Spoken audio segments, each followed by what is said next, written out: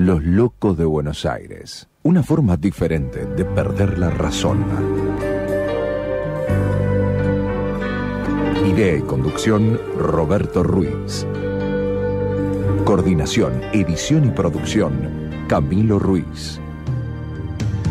Uno y su obra de teatro, otro con su flauta y su gato, otro poeta, periodista y otro actor y oficinista. La ciudad los ama y que los locos de Buenos Aires latiendo por todas partes. Cuidado con esa gente, no se sabe qué pretende.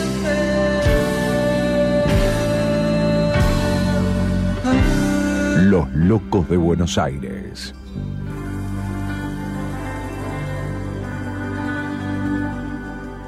¿Qué tal? ¿Cómo andan? ¿Cómo les va? Buenas tardes. Otro miércoles, último día de junio. ¿Cómo se va el año, no? Frase nunca dicha. 30 de junio. Bueno, ya entramos en el frío ya más terrible, aunque a decir verdad, esta semanita estuvo bastante fresquita. Bueno, agradecer a la gente de FM La Tribu, a May, a Dayana, a Sole, a Leandro y a Gustavo, a todos porque hacen posible que este programa se escuche allá en la radio, y por supuesto acá a Camilo, que me acompaña como siempre en este estudio que montamos en Boedo y que después les va a contar en el último momento del programa, un rato antes, ¿no? Les va a contar qué pasa con el coronavirus en la ciudad de Buenos Aires. Todo le va a contar, todo.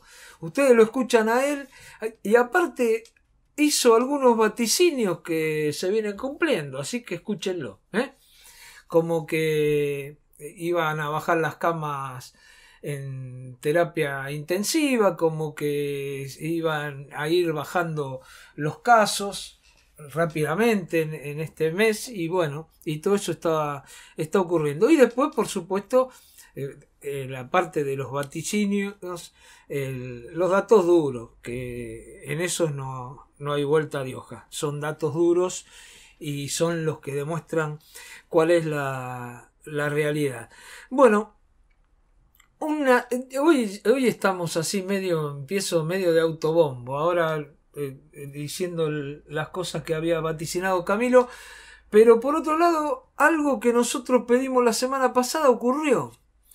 El tema que por ahí no ocurrió como nosotros quisiéramos que ocurra, pero ocurrió. A ver, nosotros ¿qué dijimos la semana pasada? Le dijimos a los sindicatos, a Ademis y a UTE que se pusieran las pilas, porque estábamos descubriendo que en algunos lugares andaba fallando la calefacción, el gas, en algunas escuelas de acá de la ciudad de Buenos Aires. En algunas. Bueno, ayer fue noticia, salió en algunos diarios, que UTE, la Unión de Trabajadores de la Educación, denunciaba que en algunos colegios no hay gas y los chicos están teniendo mucho frío. Ustedes tienen que ubicarse en este momento que si ya siempre fue grave que no haya gas en una escuela o calefacción de cualquier otra forma, calderas hay en general en las escuelas, siempre es grave. Fíjense ustedes ahora con el COVID, que en realidad hay que calefaccionar, pero a su vez hay que dejar abierto un poco para que corra aire. Entonces, si no hay un calefactor, si no funciona la caldera, si no hay gas, bueno, el sufrimiento para los chicos y para los docentes es muchísimo. Así que, bien, en este caso, por UTE, que dijo, vamos a averiguarlo. No sé si estuvieron escuchando el programa o se les ocurrió de otra forma. Pero ahora, el tema es que no hay que hacer las cosas, me parece, ¿no? Y acá viene la subjetividad. Para que salgan en los medios y para que, como Eduardo López está viendo presentarse de candidato a diputado en las próximas elecciones y estar negociando y a ver qué pasa, si le van a permitir o no ir en alguna lista, que haga las denuncias en los medios y que no vaya y que le diga al gobierno de la ciudad. Yo dije la semana pasada y sigo insistiendo, el tema del relevamiento de dónde hay gas, dónde no hay gas, lo tiene que hacer el gobierno de la ciudad, se tiene que ocupar. Yo le pedí a los gremios, ya que no lo hace el gobierno de la ciudad, que lo hiciera. Yo le pedí, bueno, en realidad lo deben haber hecho por otro motivo, no porque yo lo haya dicho en este micrófono, pero usarlo solamente con fines electorales, no. Es decir, hay que usarlo para que arreglen, para que rápidamente arreglen. Es decir, yo creo que UTE tiene delegados en varios colegios. También creo, porque conozco que a algunos delegados no les importa nada de lo que está pasando en el colegio. Además, conozco un colegio que tuvo problemas de gas y no se enteró nadie y había delegado de UTE. Pero yo creo que si los delegados no responden y les mandan de cada lugar que está pasando, lo ideal es tener gente que recorra los colegios. No son tantos acá en la capital federal, o son bastantes, pero que se pueden recorrer. Aparte tienen cantidad de funcionarios que ¿qué hacen durante la licencia gremial? Porque a trabajar no van. Es más, los delegados no van a trabajar, en general están de licencia gremial, que hacen que no recorren. Bueno, usted lo resolvió de otra forma, puso una página y dijo, las escuelas que tengan problemas, carguen en esta página los datos de qué problema tienen en cada escuela. Y dicen que hay 75 escuelas con problemas. Nombran en las notas que les hacen 2 escuelas con problemas. La escuela de cerámica número 1 de acá de Almagro, y otra escuela que dice que el gobierno de la ciudad no pagó el gas y que lo cortaron. Así que bueno, a ponerse las pilas, pero hay que avisarle al gobierno de la ciudad, aunque creo que por ahí lee las notas periodísticas y bueno, y deben haber salido raudamente a reparar las calderas, espero, ¿no? Bueno, yo les paso un dato. Ayer martes, no, el día lunes, en la escuela Rosarito, acá en el barrio de Almagro, ahí en la calle Pringles y Córdoba, hubo un frazadazo, hubo un grupo de padres y madres que denunciaron que ahí había problemas con el gas. Así que a ver si se ponen las pilas el gobierno de la ciudad y resuelve los problemas. Y a ver si UTE hace las cosas, no para que tengan prensa y después postularse en algún cargo, sino que hacen las cosas para mejorar la situación de los alumnos. Me parece. Ahora, por otro lado, leí el comunicado que mandó el Ministerio de Educación y creo que es oficial, está en varios lugares, nadie lo desmintió, en donde nadie lo desmintió, y aparte hay gente de alguna escuela que me dijo sí, eso es lo que llegó a los colegios, en donde la ministra Acuña termina diciendo que los chicos lleven manta al colegio. Y pónganse las pilas, ¿no? Que los chicos lleven manta. Dice, les explican cómo tienen que ir abrigados para sacarse cosas, para si hay mucho calor adentro, qué sé yo, y después que lleven una manta. Bueno, me parece un despropósito de Soledad Acuña. A ver si en vez de manta reparan lo que tienen que reparar y chau, ¿eh? Bueno. Bueno, algunas cosas que nos hemos enterado en estos días y que demuestran la situación en que estábamos y en que estamos. Y en que estamos, pero creo que ahí hay que agregar datos.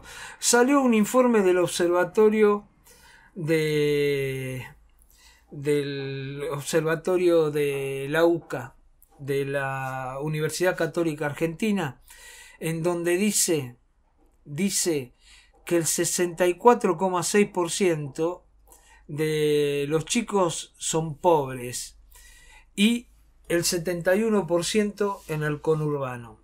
Ahora, ¿qué es lo grave de todo esto? Aparte que es gravísimo, 64,6% pobre, 74% del conurbano. ¿Qué es lo grave de esto? Lo grave es que todavía son números de diciembre del año pasado, en donde hicieron una comparación entre diciembre del año pasado y diciembre del 2019 y los chicos subió la pobreza más del 8% en los chicos, entre diciembre del 2019 y diciembre del 2020. ¿Qué es lo grave? Y lo grave es que hay ahora mucha más pobreza todavía, porque los salarios recién ahora se ha autorizado para que las paritarias se vuelvan a abrir, y todos los que habían negociado con un 29, 30, 32%, ahora están negociando, aquellos que pudieron abrir, en donde pudieron abrirse la paritaria, 40, 45%. ¿Y qué pasa?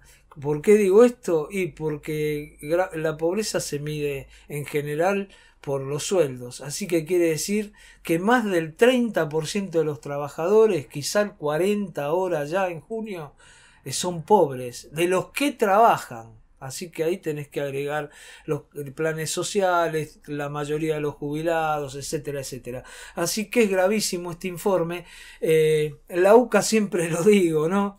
Medio a modo sonriente, aunque debería ser amargo, que hizo un par de mediciones que después dijo que se equivocó allá por el año 2019, en donde había subido la pobreza. No esperó a diciembre que saliera la nueva pobreza porque había elecciones, entonces la dio 2 meses antes. Hicieron un cálculo que ayudó por supuesto a que ganara las elecciones el Frente de Todos. Era todo un desastre, pero se mandaron esa trampita y después salieron y pidieron disculpas. Lo hizo Salvia, el director de la UCA, que hace los informes, que dijo que se habían equivocado en algunos puntos, en 7 u 8 puntos que habían medido mal. Bueno, la historia que ahora estamos mucho peor que en el 2019 y estamos mucho peor que en el 2001 y estamos mucho peor que cuando se les ocurra. Después usted decidirá si la culpa es solamente de Macri, como nos quiere hacer creer el gobierno, si la culpa es de la pandemia, como también nos quiere hacer creer el gobierno, o en realidad la culpa es porque hay ajuste. ¿Y por qué les digo esto? Y fíjense por qué les digo esto. Porque salió un informe de la CTA, del Observatorio de Derecho Social de la CTA Autónoma, este observatorio que maneja Luis Campos, que dijo que los salarios de los jubilados perdieron en un año un 13%, los más bajos. Lo cual quiere decir que si los más bajos perdieron un 13%, los más altos perdieron entre el 15 y el 20%, porque se acuerdan que en un momento que dieron un poco más a los más bajos, ¿no? Y bueno, y saben que con esto el gobierno, según este estudio, aparte sacado de datos oficiales, dice que el gobierno se ahorra de jubilación todos los meses 36.000 millones de pesos. ¿Escuchan lo que estoy diciendo? Se ahorran por mes 36.000 millones de pesos. Y esto, el Guzmán, hace un mes atrás, dijo que habían ahorrado en el sistema previsional 27.500 millones de pesos. 27.500 millones de pesos en un mes ya es una barbaridad, pero 36.000 millones es mucha más barbaridad. Así que échenle la culpa a quien quiere, pero evidentemente todos tienen un poco de culpa. Y yo le diría que los que están ahora todavía tienen más culpa, sobre todo con el tema de los jubilados. Por suerte aparece algún juez, como un juez que ayer en Córdoba determinó que por un juicio que hizo un jubilado, que el aumento que había dado el gobierno el año pasado, que fueron menores a la fórmula que regía de la época del macrismo, que esos aumentos son inconstitucionales y que le van a tener que pagar lo que decía la vieja fórmula. Esto lo dijo un juez en Córdoba. Seguramente el ANSES, como el ANSES y como el gobierno está en contra justamente de los jubilados, está en contra de que los jubilados ganen bien, lo van a apelar y todo esto va a terminar en la corte, pasarán años y como pasa siempre, pero la realidad que esto es una fotografía de esta gente que nos está gobernando, que parece que no les interesan los trabajadores, que no les interesan los jubilados y que en realidad lo único que les interesa es ganar elecciones para tener poder, para poder hacer negocios y para todo lo que sabemos, ¿no? Que los venimos sufriendo en los últimos, a todos estos, en los últimos 30 años, los venimos sufriendo 24 años de los 30, Así que me parece que todos los problemas que hay, echárselo solamente a un gobierno de 4 años, por lo menos no es justo, aunque insisto, fue un gobierno malísimo, pero los otros, los 4, y le podemos agregar los 2 de la Rúa 6, pero los otros 24 fueron de terror. Y así está la Argentina, con los niveles de pobreza y con los niveles de desocupación y con todo lo que usted sabe. Los locos de Buenos Aires. Una forma diferente de perder la razón. Todas las semanas tenemos algunas noticias que son malas, porque por ahí si se hicieran las cosas más rápido y bien se podrían evitar. Falleció un trabajador de el subte por exposición al asbesto. ¿Se acuerdan las veces que hemos hablado de eso, que hemos hablado con los trabajadores del subte, el tema del asbesto que produce cáncer, que se descubrió todo porque los trabajadores del subte de Madrid lo denunciaron? Son un subte que le compró el gobierno de la ciudad a la alcaldía de Madrid. Bueno, nosotros lo venimos siguiendo ese tema y venimos siguiendo el pedido de los trabajadores que de una vez por todas se termine con el asbesto en los subtes. Se fue avanzando, hay comisiones, pero murió otro trabajador. Y creo que son 3 los trabajadores que murieron por el tema de asbesto. Vamos a hacer una cosa, vamos a escuchar a un trabajador de la Asociación Gremial de Trabajadores de Subterráneos y Premetros. En realidad es Francisco Ledesma, el secretario de Salud Laboral y Condiciones en el Medio Ambiente y en el Trabajo, que cuenta sobre este trabajador y también con otros reclamos que vienen haciendo. Estamos bastante conmocionados, dolidos, con bronca, porque el asbesto se cobró la tercera víctima, otro trabajador, que bueno, en este caso un compañero de 40 años de empresa, trabajó siempre en el área de subestaciones de energía, en la línea B, y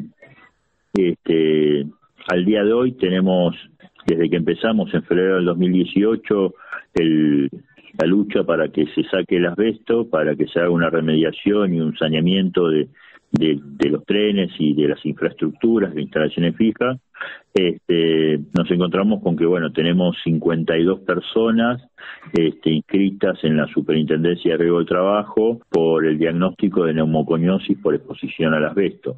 La mayoría tienen fibras de asbesto en la pleura, que es una membrana que envuelve a los pulmones, y en este caso, este compañero, bueno, esa presencia de asbesto en su organismo devino en un cáncer y en una metástasis que en poco tiempo avanzó.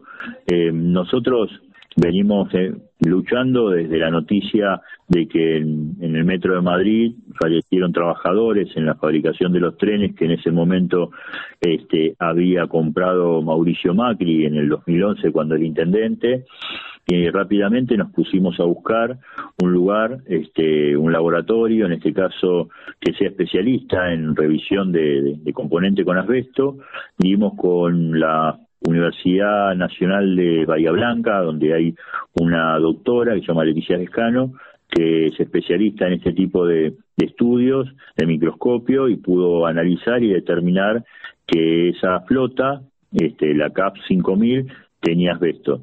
De ahí empezamos a hacer una denuncia en el Ministerio de Trabajo de la ciudad, y eso se creó una comisión de asbesto para hacer un seguimiento entre todas las partes y empezar a hacer un relevamiento. En principio empezamos por las flotas de trenes de las distintas líneas y después avanzamos por las infraestructuras, por ejemplo las subestaciones, por ejemplo los cuartos de bombeo, por ejemplo las escaleras mecánicas, las señales, las vías. Se han auditado 1.300 estudios, o sea, 1.300 trabajadores han pasado por los estudios específicos de asbesto. Lo que nosotros estamos pidiendo de fondo es que la empresa Metrovía y Esbase compre flotas nuevas de trenes para las distintas líneas, que también haga un saneamiento y remediación de la infraestructura. Es una cosa bastante llamativa porque la legislatura de la Ciudad de Buenos Aires votó, tiene mayoría macrista,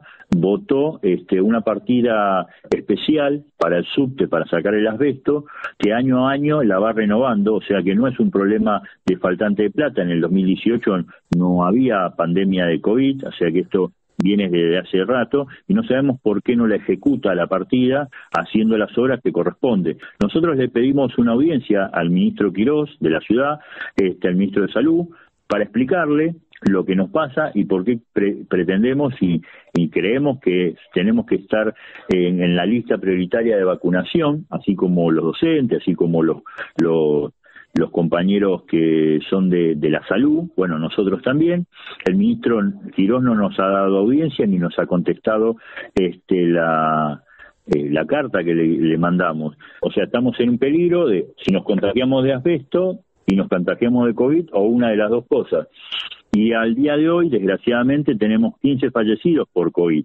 Entonces, casualmente, bueno, anteayer falleció un compañero, un trabajador, conductor, delegado de la línea H, por el tema del COVID. Y es una situación que la empresa no hace oídos a esta situación. Nosotros permanentemente estamos bregando porque apliquen el Protocolo Nacional de Salud, que está vigente y que es dinámico, y ellos solo lo que ven desde las oficinas de Puerto Madero tomando un daiquiri son los números de cómo cotizan en bolsa, números que tienen que ver con un código de barra, y nosotros, los trabajadores, los usuarios, somos personas y tenemos familia atrás. Esto decía, lamentablemente, lo que decía recién Ledesma es que murieron 3 trabajadores por asbesto y que murieron 15 por casos de COVID.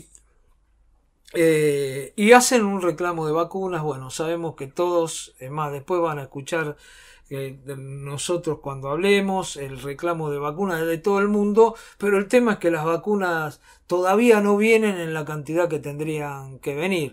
De cualquier forma, creo que en estos días ya los deben estar vacunando a todos los trabajadores del subte, porque ya está bajando la edad con la cual se está vacunando, pero bueno, hubo todo un protocolo que se siguió para vacunar, y recordemos también que reclamaron lo del subte, reclamaron trabajadores de la educación, lo de el transporte automotor, todo el mundo reclamó vacunas y con razón. Si le hubiéramos tenido vacunas, si se hubiera ido mejor la cosa de las vacunas, hoy no tendríamos los problemas que tenemos. Como todos los martes, en el día de ayer, el ministro de Salud de la ciudad de Buenos Aires, Fernán Quirós, dio su conferencia de prensa. Nosotros decidimos de esta conferencia de prensa, para que ustedes escuchen, sacar lo más importante, que a nuestro juicio no está en toda su exposición, sino que a nuestro juicio eso está en las preguntas que le hacen después. Y le hicieron algunas preguntas sobre la segunda dosis de la vacuna, qué pasa con la Sputnik, qué pasa con el resto de las dosis, y esto es lo que dijo Fernán Quirós. ¿Escuchan? Primera cosa que hay que aclarar es la experiencia con la variante Delta es que efectivamente una sola dosis es poco robusta para evitar el contagio. Apenas evitan entre el 30 y 35% de los contagios. Ahora, es mucho más robusta para evitar la enfermedad grave y mortal, de manera que no es que no tienen protección, sino sobre todo tienen protección para la enfermedad más grave y mortal, no tienen una buena protección para contagiarse y por lo tanto la transmisibilidad, la contagiosidad en la comunidad continúa. Y ese es el gran problema con esa cepa, que es muy contagiosa y que además por este motivo además se transmite con más facilidad. Pero más allá de eso, nosotros hemos tomado la decisión, ya lo hemos comunicado acá, de acortar cada una de las dosis de las vacunas el menor periodo posible del intervalo interdosis para lograr, como bien decís vos, la mayor cantidad de personas con la segunda dosis aplicada. Por ello hemos acortado sensiblemente el intervalo interdosis de la vacuna Sinopharm, que estamos manejando intervalos interdosis de 4 semanas. Hemos acortado lo más posible el intervalo interdosis de la vacuna de AstraZeneca y estamos esperando un embarque en estos días. Ya fue comunicado, que entiendo que llega el día de hoy y nos lo entregarán mañana o pasado, del segundo componente Sputnik, que allí nosotros tenemos un número de personas que ya han completado sus 3 meses en esta última semana y estamos esperando el arribo de este primer avión y un potencial segundo avión para el fin de semana para poder vacunar a todas aquellas personas que hayan cumplido el periodo con los 3 meses de la vacuna, del primer componente de la vacuna Sputnik. Ese va a ser el camino que vamos a seguir. Y luego con la compra de CanSino, ustedes saben que tanto el Gobierno Nacional como varios gobiernos provinciales y la ciudad han hecho un acuerdo para la compra de CanSino. Estamos a la espera de que el gobierno chino procese todos esos pedidos y ya nos definamos las fechas y las cantidades que nos van a entregar. Ahí escucharon. Bueno, también habla de que están negociando la CanSino y que esperan que el gobierno chino procese el pedido que le hicieron desde la ciudad de Buenos Aires, y también habla de las protecciones por las nuevas cepas. Es decir, el gobierno de la ciudad cree que lo que hay que hacer es adelantar la segunda dosis, y lo están haciendo con las de Sinopharm y lo están haciendo con la de AstraZeneca. Ejemplo, yo que me pusieron hasta AstraZeneca, el día viernes se cumplen 2 meses y ya me citaron para darme la segunda dosis, lo cual quiere decir que no me la van a dar a los 3 meses como decían que me la iban a dar, sino 2 meses. Y así pasa en casi todos los lugares en la ciudad. Esto es muy cuestionado por algunos sectores que dicen no, hay que dar más vacunas a todo el mundo, una sola dosis, y después recién dar la segunda dosis. La ciudad tiene otro criterio, que es para evitar en la próxima ola las nuevas cepas que entran, es tener con 2 dosis a los grupos de más riesgo. Así que bueno, ese es el tema. Después, por supuesto, que habla de la llegada de la segunda dosis de la Sputnik, que llegó ayer, pero no son muchas, y bueno, dice que por ahí, que la semana que viene, bueno, esperemos que vengan y que en la ciudad y nacionalmente también se puedan dar todas las segunda dosis de Sputnik, sobre todo de aquellos que ya son más de 400.000 personas que ya se les vencieron los 3 meses y sabemos que empieza a bajar la inmunidad. Hay gente que con solo abrir la boca llega hasta todos los límites del alma, alimenta una flor, inventa sueños, hace cantar el vino en las tinajas y se queda después como si nada. Los locos de Buenos Aires.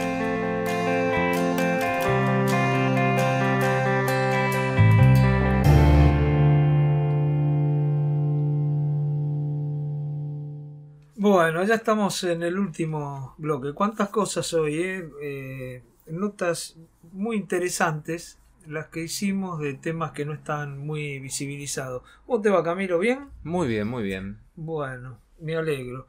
Bueno, antes de ir a los números, dos cositas. Sí. Una, ayer dio un informe sobre la ciudad Felipe Miguel, el jefe de gabinete en la legislatura, y lo recibieron con una bandera colgada en el frente de la legislatura que decía, que se le había puesto al frente de todos: no vendan Costa Salguero. Sí. Está bueno, como para que el tipo lo vea y diga, bueno, no vendamos Costa Salguero, ojalá no lo vendan y ojalá se recupere esa parte del río. Pero agrego una cosa: pueden poner una bandera, no hagan el negocio de San Lorenzo, ¿no?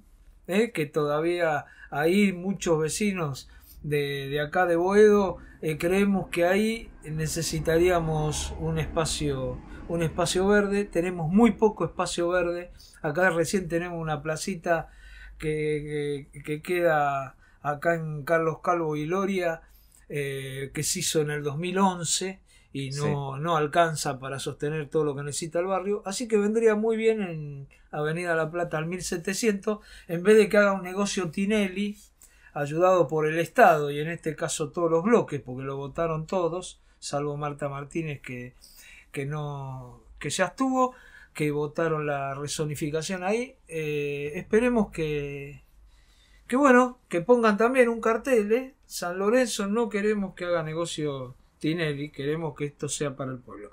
Y otra cosita, ahí cuando viste que vos editaste el audio de Quirós, ¿no? Sí. Hay una parte que es cómica, no sé si la escuchaste, la pregunta Sí. de la chica de Canal 7. Sí. Sí, la escuché. Lo preguntó muy segura, ¿no? Sí, muy segura, sí. Por ahí intentando, no sé. Y quedar bien, claro. quedar bien con el gobierno. Le salió muy mal igual. Le salió mal. Bueno, una periodista de Canal 7 le preguntó, le dijo, ¿qué pasa con el bono que le tenían para los trabajadores de la salud? Que no lo cobraron. Que no lo cobraron. Que es cierto. Que es cierto que no lo cobraron. Y Quirós le dijo, ese bono es un bono que da el gobierno nacional. Claro. Y recién nosotros, cuando hicimos la nota en el bloque anterior con César Latorre, Sí. él lo dice: todavía no nos pagaron el bono de 6.500 pesos que le prometieron en mayo. Claro. O en abril, mayo. Sí. Claro, sí, que fue, no, aparte nadie. fue unos días después de que se mandó alguna de sus frases, Alberto Sí, Fernández. Creo que cuando dijo que se había relajado el sistema de salud. Claro, después dio Ahí el va. bono de 6.500 pesos que no lo dio. Claro, todavía que no lo dio. anunció el bono que no dio. Así que tenemos que laburar más los periodistas, tenemos que laburar más, tener datos. ¿Saben la cantidad de cosas que hay para preguntarle? Este es un caso aparte Claro. de cuestiones que podemos encontrar por todos lados. Claro. Ni hablar si vamos a páginas de muchos medios, ¿no? Si Claro. vamos a algunas páginas, manejan alguna información que a veces por ahí es Engañosa. claro. Y yo, por ejemplo... O inclusive tomar información, tal vez información, datos, una información real y volverla engañosa. Claro. Esa es otra cuestión también. O poner un título catástrofe y después cuando lees la nota adentro no tiene nada que ver con ese título. Claro. Ejemplo, ayer en página 12, la nota sobre este acuerdo para que el Estado se haga cargo de las líneas ferroviarias. Sí. Salió en el boletín oficial que el Estado se hacía cargo de las líneas de carga de Mitre, Sarmiento, del norte, Sí. 3 líneas, y Roca creo que es la otra. Y el título es que estatizaron, y no estatizan. Claro. Es decir, salen al rescate, está muy bien explicado en el decreto, ¿no? Sí. En la resolución, Sí. en donde salen al rescate. El gobierno va a pagar todas las obras de infraestructura, va a invertir 5.000 millones de dólares con un negocio que van a hacer los chinos para el ferrocarril, y después las que tienen ahora el ferrocarril, las empresas privadas, Sí. siguen manteniéndolo hasta que se les vence sus contratos, y después se va a buscar un acuerdo entre privados y el gobierno, lo cual quiere decir que no es estatización. Bueno, así como se explican mal las cosas o se titulan mal, pasa lo que le pasó a esta chica de Canal 7, que no había leído, no había escuchado o no tenía información de que el bono lo tenía que dar su presidente. Bueno, vamos a los números, que se nos hace tarde y ya nos miran con mala cara. Principio del programa, dijiste que un poco que había anticipado, como que vaticiné los números. Nada, Sí. un pequeño comentario, me presentaste medio como un gurú de los números. Un horóscopo, digamos. Claro, como que tiró un horóscopo tiraste. un tiro al pichón y salió. No, pero a ver, uno siempre con los números que inclusive escuchando especialistas, no es más allá del ministro de Salud, de la ministra de Salud de Nación, uno escucha constantemente y junta todos los datos y saca propias conclusiones a partir de todos los datos que se vienen dando, y de ya a partir de la experiencia tenida durante ya 1 año y medio de esto, Claro. que parece que jamás va a terminar. Ya un poco se volvió a nuestra nueva normalidad. Pero bueno, uno de estos, entre comillas, de estos anticipos o vaticinios fue que bajó, o que iba a bajar, y que eventualmente bajó la ocupación de camas de terapia intensiva, que en este momento se encuentra en el 56%, lo cual son 380 camas ocupadas sobre, 330 camas ocupadas sobre 580 en el sistema público de la ciudad de Buenos Aires. Esto, digamos, se vio a partir de que comenzaron a bajar los casos de una manera muy acelerada. Aproximadamente bajaron ya de 2.700 de promedio. Creo que inclusive el promedio más alto de casos diarios fue, en una semana, fue de 3.200. Bajamos de eso a 1.200. O sea que vemos una baja enorme en los casos diarios de coronavirus, ¿no? Por supuesto, hay días que hay muchos más casos. En general, martes y miércoles, por ejemplo, en el día martes de ayer hubo 1.400 casos, un poco más. Bueno, esto se promedia con los días que hubo 700, 900 casos, y se saca el promedio diario durante una semana, ¿no? Ese promedio diario está en 1.200 casos. Y con esa caída de los casos, también la ya mencionada caída de la ocupación de camas de terapia intensiva, que pasó en el caso del sector público, lo venimos diciendo, en más o menos 2 meses, un poquito menos, pasó del 83% al 56%. Uh-huh. Es una caída bastante grande. De la misma manera, en el sector privado de la ciudad, que cuenta con 1.222 camas, hay 803 camas ocupadas, lo cual es el 65% de camas ocupadas. El sector privado llegó a estar al 85%. Ahí la torre un poco, decía en el italiano que está todo tranquilo, que no hay saturación. Claro, inclusive nunca hubo saturación, ¿eh? Claro, inclusive el hospital italiano, nosotros habíamos hablado con César en abril del año pasado, y que inclusive fue de los primeros sanatorios que empezó a tener brotes de COVID dentro del mismo sanatorio, ¿no? Y lo podemos usar de alguna manera como una especie de media de lo que puede llegar a estar sucediendo en los sanatorios, en todas en todo el sistema privado y público de la ciudad, ¿no? Con el COVID.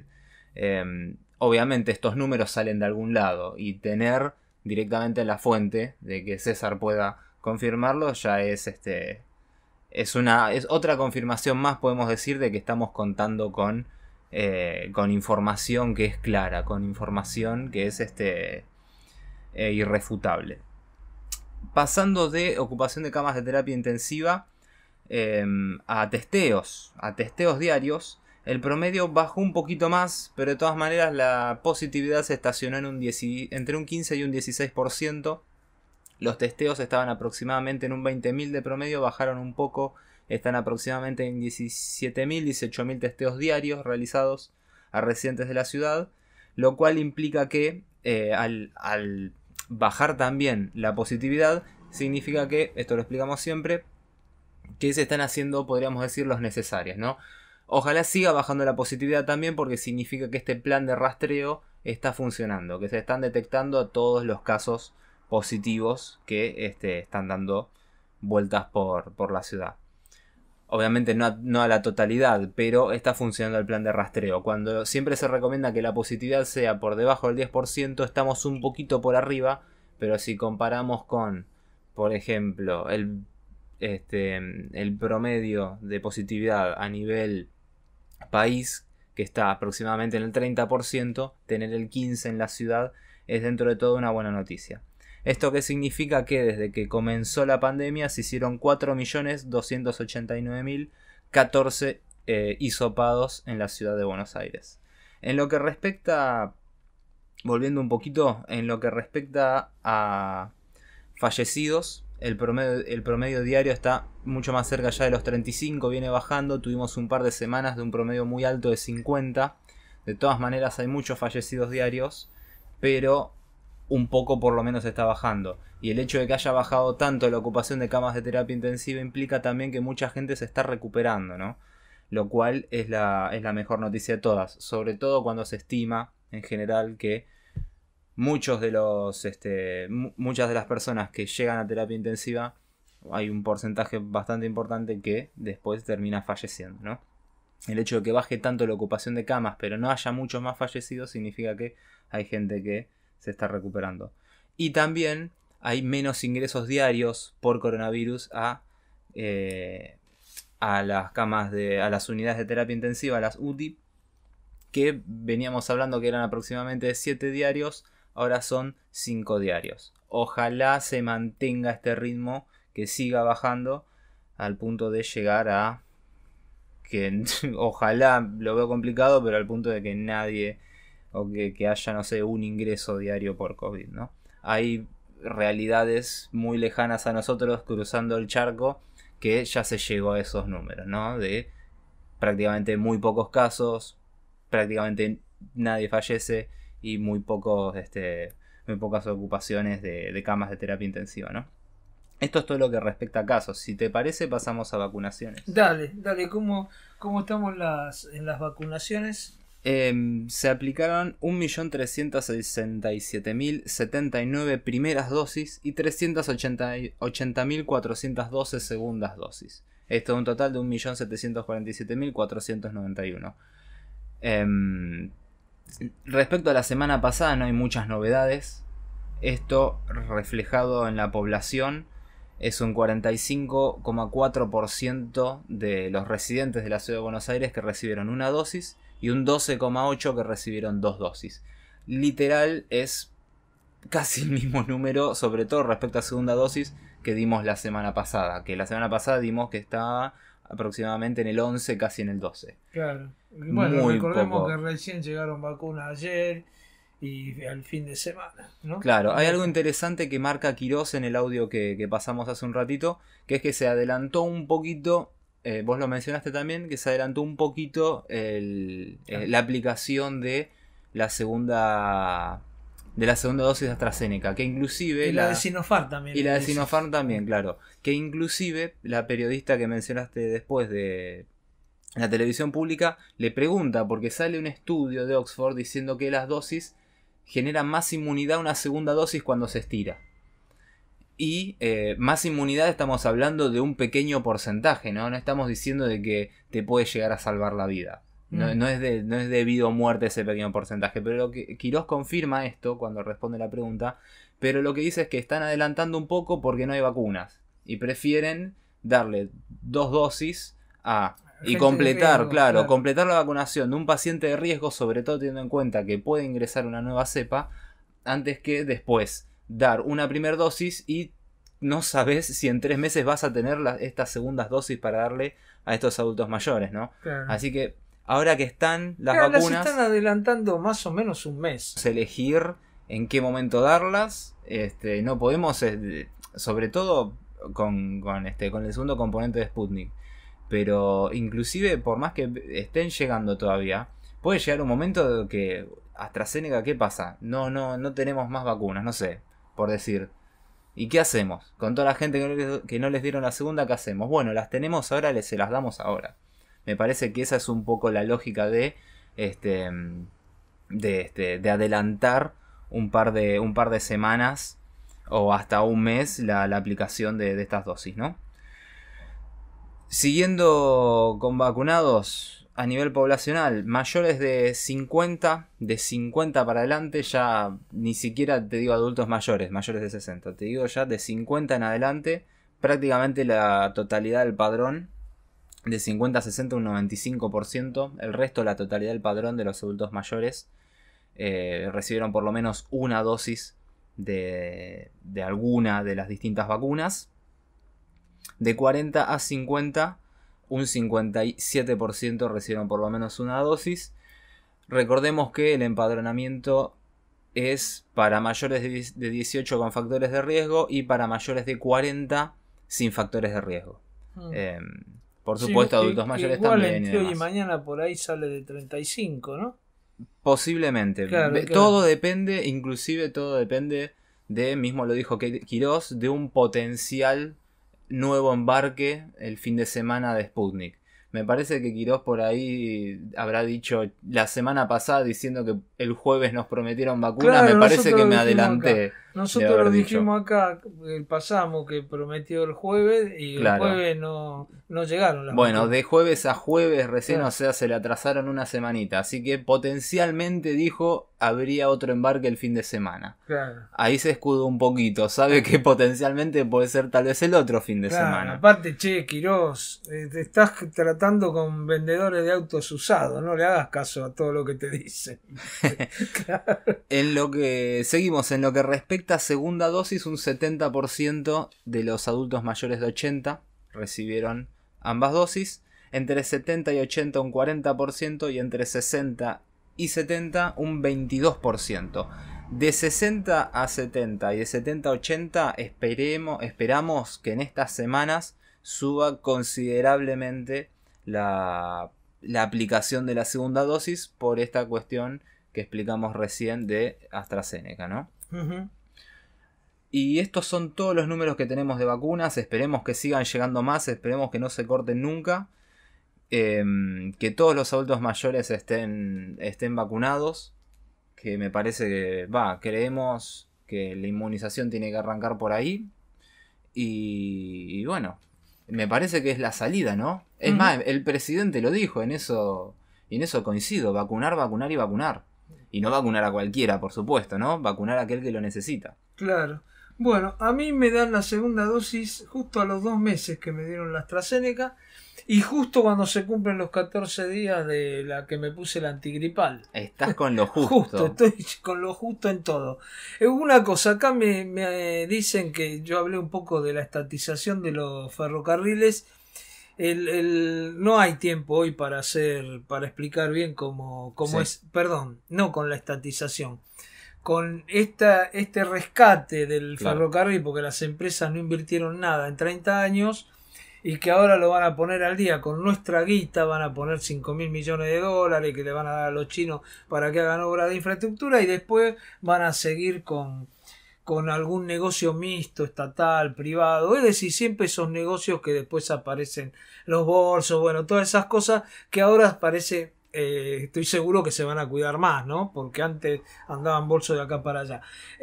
Y lo otro, bueno, que son las líneas, sí, eran Mitre, Sarmiento y Roca, que por supuesto son líneas de trenes de carga del sur, de la zona pampeana, del oeste y también para el norte, pero en algún momento lo trataremos a fondo, vamos a ver, hasta ahora está la resolución, vamos a ver cómo andan los negocios.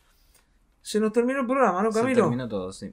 Bueno, espero que les haya servido todo esto que contamos. Nosotros hoy salimos conformes con el programa por todas las cosas que escuchamos, aunque algunas cosas no fueron buenas, pero hay otras cosas que uno lo dejan para pensar mucho, ¿no? Pensar que el tema de Garbarino podía ser tratado en los medios, y es un tema muy difícil porque hay propaganda, como bien decía Totalmente, Alejandro, sí, por todos lados. Así que bueno, pero ustedes lo escucharon, y lo escucharon acá.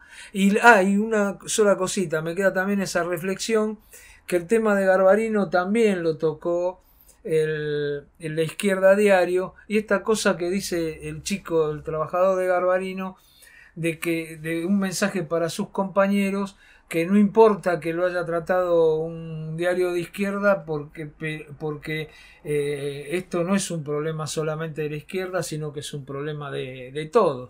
Y claro, yo creo que tiene razón. Aparte, donde pueda salir, si sale en un diario de la derecha, y que salga; si sale en donde pueda salir el conflicto, que salga. Eso sería lo interesante. Ahora sí se terminó este programa, no todo. Los Locos de Buenos Aires, 30 años.